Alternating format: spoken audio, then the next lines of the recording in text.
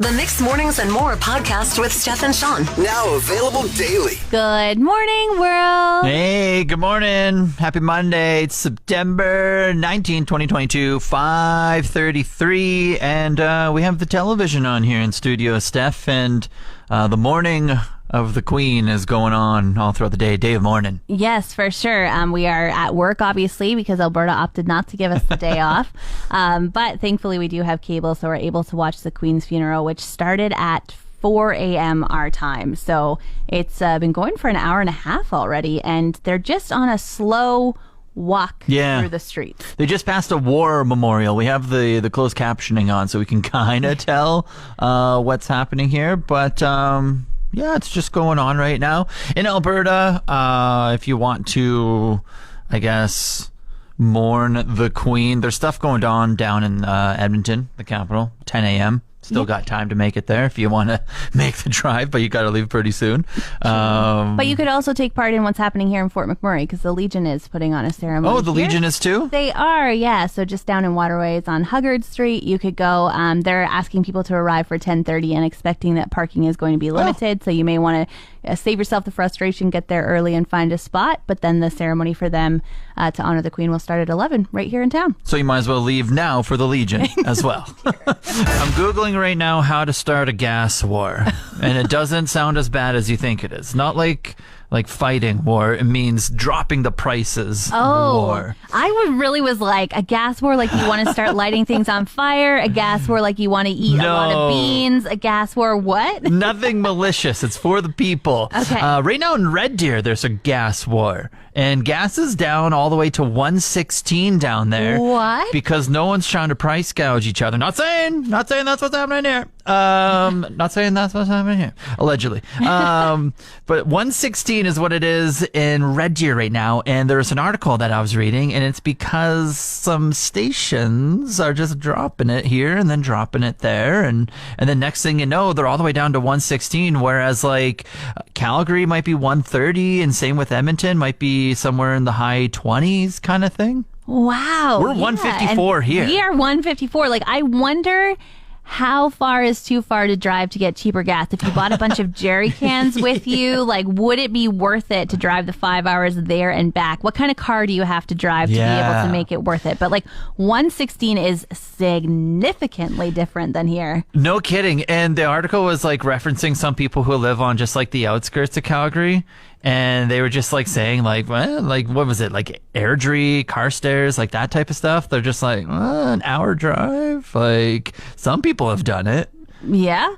I mean, it would be worth it for an hour, I think. Yeah. So what does Wandering River have to drop to essentially for us to drive down there and back? Maybe is what we're looking at. And then see, this is what I'm figuring out right here: how to start a gas war, so I can like maybe do something for the people. Yeah, here in Fort McMurray to save some money. Start making some cold calls, Shawn. There we go. I'll get back to you on what the Google says. See if there's a guide.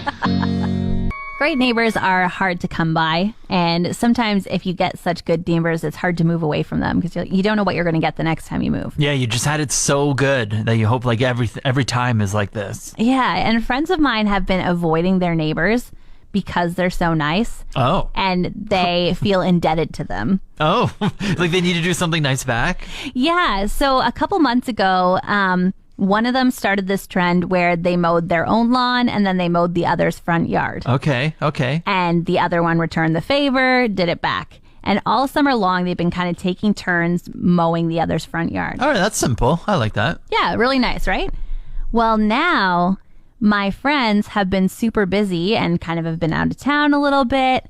And 3 times in a row, their neighbors have mowed their front lawn. Oh, yeah. The neighbors are probably like, wow, these guys are really slacking now. Yeah. So they're like very self-conscious. They're like, we don't want to run into them until we can return the favor. Is there a different favor we could do for them that wouldn't make us in double favor zone where they're like, okay, well, I brought you flowers, so you should bring me flowers and mow my lawn.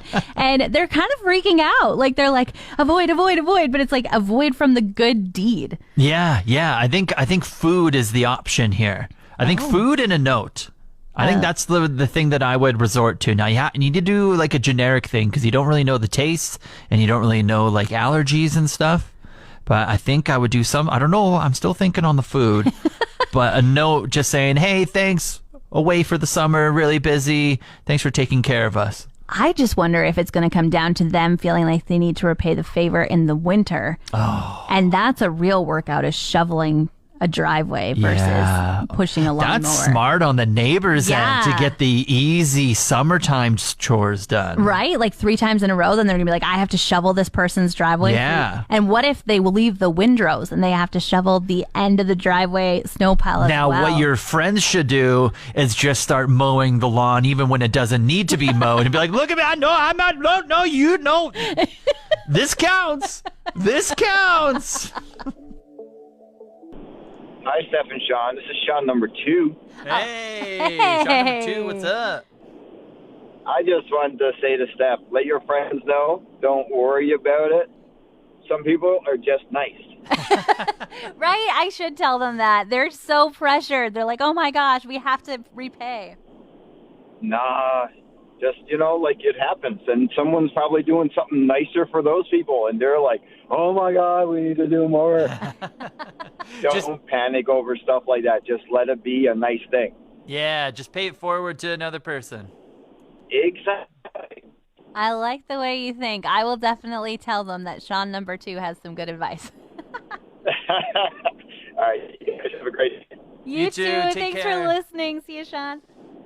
All right, bye. You know when you wake up and you go and do something and discover that you're just not prepared and perhaps you should actually just go back to bed and try again in a few hours? A little bit. Like you're saying, just throw off all your responsibilities and just go sleep for a little bit? I'm just saying, like, if you wake up and things aren't going your way at the very beginning of the day, perhaps you should try and start it over. Okay, yeah, if like nothing pressing is happening, just be like, you know what? We're going to lie down for a little bit longer. Yeah, I think we need to try this again. Yeah. Can we get a redo? Can I get out on the other side of the bed and see if it gets any better? Yesterday, I got to work and realized I forgot my work keys. Oh, jeez. It's a good drive for you, too. But Jackson was here, so thankfully he let me into the building. I grabbed the mixed vehicle keys. I guess I dropped my own vehicle keys on my desk and left. Jeez. When I came back 4 hours later, there was nobody here to let me into the station. So I had to suddenly become the mixed vehicle driver. I had to take it home with me. Yeah, there you go. Get Free my own advertising. keys. Yeah. We're just going on a tour across the city.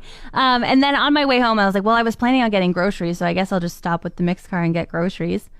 And I bought some expensive cheese for a charcuterie board. Get home, no cheese. It's gone. What? I know. And I was like, I forgot my keys. Now I forgot the cheese. Where? Who knows? So I called the grocery store and they're like, well, I don't see it, but you can have a new thing of cheese. I know. It was like I should have restarted the day, Shawn. Jeez. It was so bad.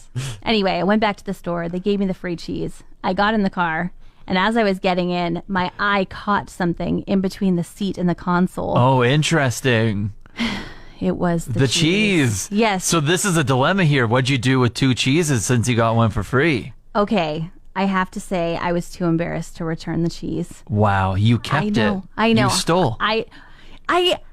You're a I stealer. don't like to say I stole cheese, but I feel like I might have to go did. back and give them $7 for Yeah. this tiny bit of cheese. You have to. Yeah? I do that, not you. I was going to say, That's would a you me go back? move. Been watching the Queen's funeral all morning here in the studio. We have a TV with cable here in the studio. Not a big deal. Look at us go.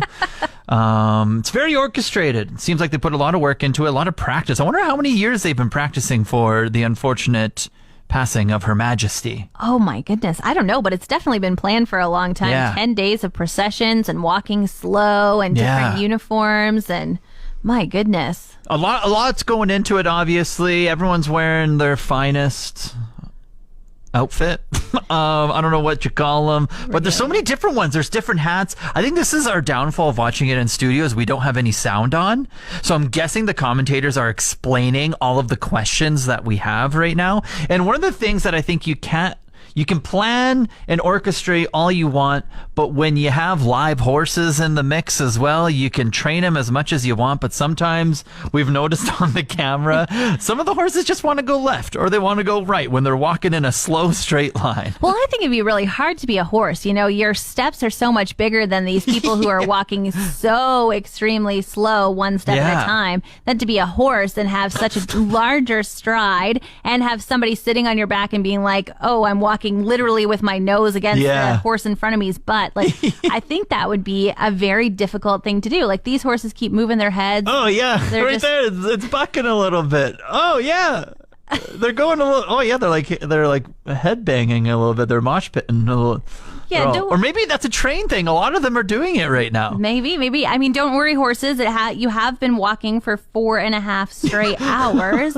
But they did say about a half an hour ago they were 15 minutes away from the ceremony. Oh. So we have to imagine that sometime very soon, the funeral ceremony will take place. But it's definitely been a very interesting morning and a very interesting 10 days. And I'm really thankful that we've gotten to watch this coverage and see what's happening across the pond. History right now, and our own Legion has a little something going on, around 10 o'clock? It starts at 11. They're asking people to arrive by 10:30 and that parking may be limited. There we go. For that. It is day one of the returning penalty box challenge. Yeah, so last year I won the penalty box challenge. Just for Kidsport Wood Buffalo, by the way. Mark in the afternoons and I, we faced off. We did challenges all throughout the week. I think I won 3-2. 5 challenges in total. I won 3-2, so it was very close.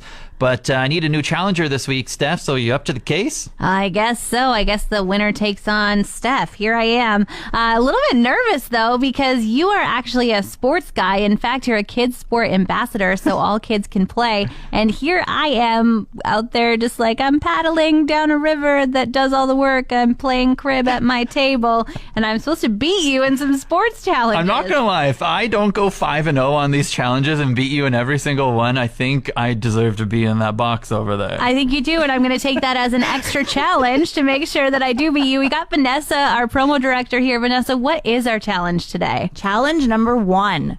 We are headed to the basketball courts for a challenge with the Northern Trailblazers.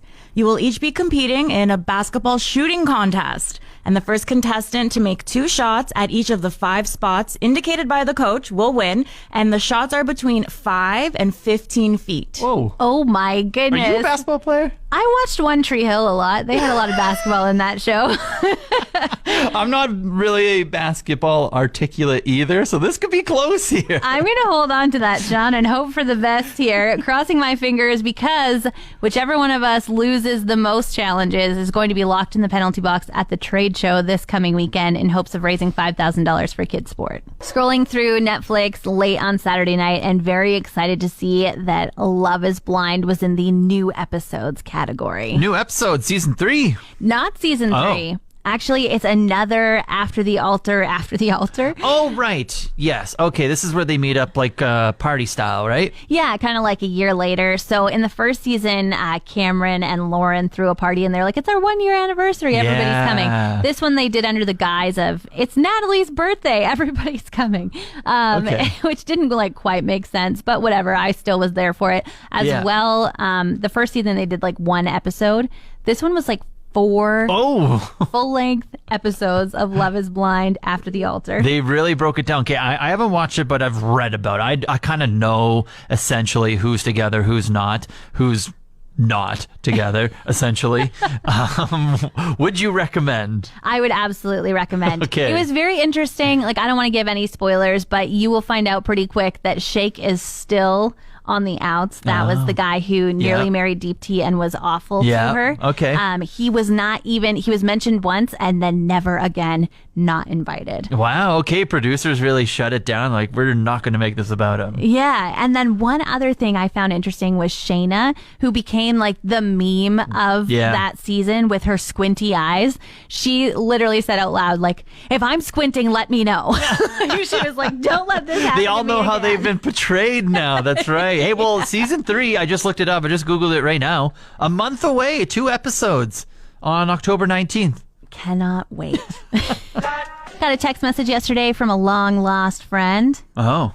Perhaps it was a long-lost scammer. I don't know. I got this message that says, hi, long time no see. How are you doing?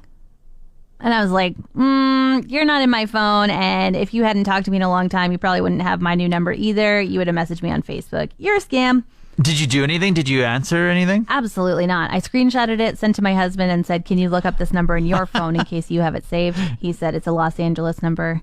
I said, we don't know them. Okay. Yeah. I've actually noticed just random one-off texts like this as well. Really? And I've messed with them. And I'm just like, I just kind of go along with the conversation. Boredom kicks in, whatever it may be. But then I started looking into it. Mm-hmm. And someone was saying these are scams and they're just testing to see if that phone number that they're sending out mass texts to probably is active.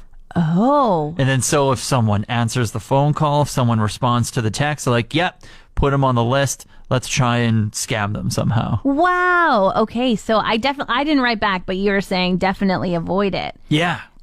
So you've had a full-on conversation with them? What have they said? How have they tried to say, you know me? I think it's just very generic.